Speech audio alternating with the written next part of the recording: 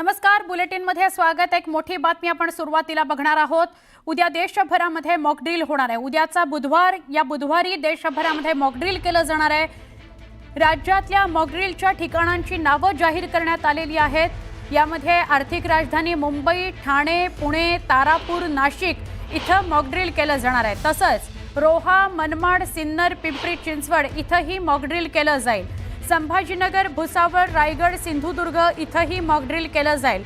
उद्या म्हणजे बुधवारी मॉकड्रिल कुठे कुठे असेल त्याची लिस्ट समोर आली आहे। राज्यात मॉकड्रिल केलं जाणार आहे। 16 शहरांमध्ये मॉकड्रिल केलं जाणार आहे आणि ही 16 शहरं कुठली आपण बघितलं, सगळ्यात आधी तर आर्थिक राजधानी मुंबई, ठाणे, पुणे, तारापूर, नाशिक आणि रोहा, मनमाड, सिन्नर, पिंपरी चिंचवड, तसंच संभाजीनगर, भुसावळ, रायगड आणि सिंधुदुर्ग इथं मॉकड्रिल केलं जाणार आहे। मॉकड्रिल म्हणजे एक प्रकारे सोप्या भाषेत रंगीत तालीम असं म्हणता येईल। युद्धजन्य परिस्थिती आली तर सामान्य नागरिकांनी काय करायचंय, घाबरून न जाता कशा प्रकारे स्वसंरक्षण करायचंय याकरताचं हे मॉकड्रिल आहे।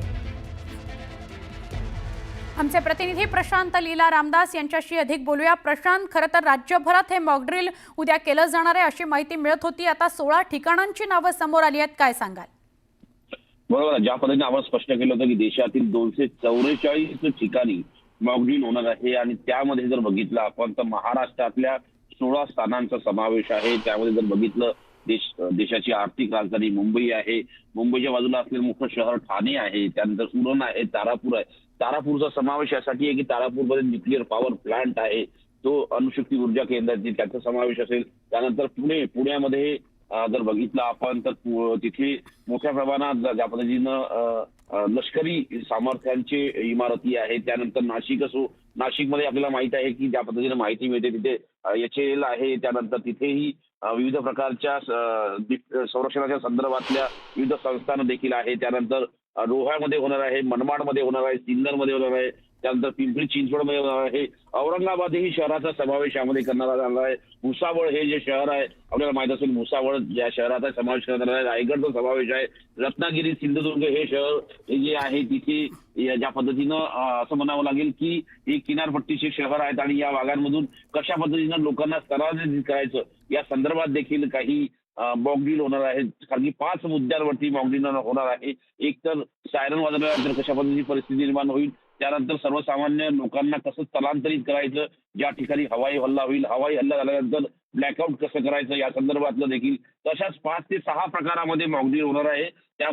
त्यामधील शहरांचा, महाराष्ट्रातल्या शहरांचा नावं पुढे आलेले आहेत। देशातील 244 ठिकाणी हे मॉकड्रिल होणार आहे। या संदर्भात नुकतीच आता बैठक सुरू आहे केंद्रीय गृहमंत्रालयामध्ये। केंद्रीय गृह सचिव मोहन यांच्यासोबत देशभरातील ज्या राज्यांमध्ये मॉकड्रिल होणार आहे त्या सर्व राज्यांच्या मुख्य सचिवांसोबत व्हिडिओ कॉन्फरन्सद्वारे बैठक सुरू असल्याची माहिती पुढे आली आहे। त्यामुळे हे नावं पुढे आल्याची माहिती बनावं लागेल। नक्की प्रशांत, धन्यवाद आपण ही माहिती दिलीत त्याबद्दल। जसं प्रशांत सांगतायत, देशातील 244 ठिकाणी मॉकड्रिल होणार आहे आणि महाराष्ट्रातल्या 16 ठिकाणची नावं समोर आलेली आहेत। 16 शहरांमध्ये उद्या मॉकड्रिल होईल।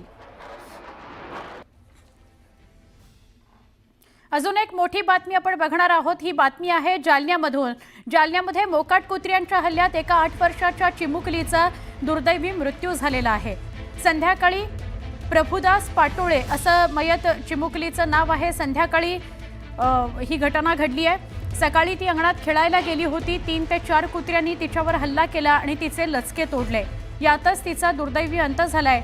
दरम्यान या घटनेमुळे नागरिकांमध्ये संताप आहे। मोकाट कुत्र्यांचा बंदोबस्त करा अशी मागणी होती आहे। हा संताप आणि चीड आणणारी घटना आहे आणि याविषयी पालिका आयुक्त आणि जिल्हाधिकाऱ्यांकडे आम्ही चर्चा करणार आहोत। कुत्र्यांचा बंदोबस्त करा अशी मागणी करणार आहोत, अशी प्रतिक्रिया आमदार अर्जुन खोतकर यांनी दिली।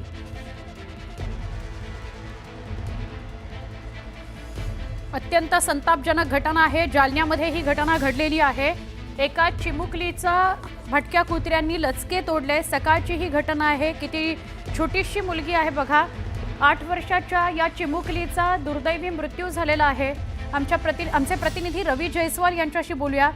रवी, फक्त जालन्यातच नाही, महाराष्ट्रभरातल्या प्रत्येक गावागावात आणि शहरात ही घटना बघायला मिळते की मोकाट कुत्रे घाबरवतात, भीती दाखवतात, इतकं की कधी कधी अंगावर धावून जाऊन लचके सुद्धा तोडतात। एक मृत्यू झालेला आहे जालन्यात, काय सांगाल? नक्कीच आपण जर बघितलं तर महाराष्ट्रासह जालना जिल्ह्यालाही भटक्या कुत्र्यांचा अनेक वर्षांपासून सामना करावा लागतोय.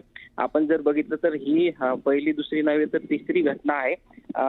मात्र 2 मुली ज्या आहेत या आधीच्या त्या बचावलेल्या आहेत. मात्र या मुलीचा जे आहे ते दुर्दैवी मृत्यू झालेला आहे. शहरातल्या गांधीनगर येथील झोपडपट्टीमधील ही 8 वर्षाची चिमुकली आहे. सकाळी च्या वेळेला ती उठल्यानंतर जेव्हा बाहेर अंगणामध्ये खेळायला आली त्यावेळेला 3 ते 4 कुत्र्यांनी तिच्यावरती हल्ला केला आणि तिचे जे आहे ते लचके तोडलेले आहे. यातच दुर्दैवी या चिमुकलीचा मृत्यू झालेला आहे. मात्र ही जी घटना आहे ती अत्यंत चीड आणणारी आणि क्लेशदायक आहे. त्यामुळे नागरिकांमध्ये सुद्धा मोठा संताप आहे आणि या भटक्या कुत्र्यांचा बंदोबस्त करण्यात यावा अशा पद्धतीची मागणी सुद्धा या निमित्ताने उपस्थित होती आहे. नक्की रवी, धन्यवाद आपण माहिती दिलीत त्याबद्दल.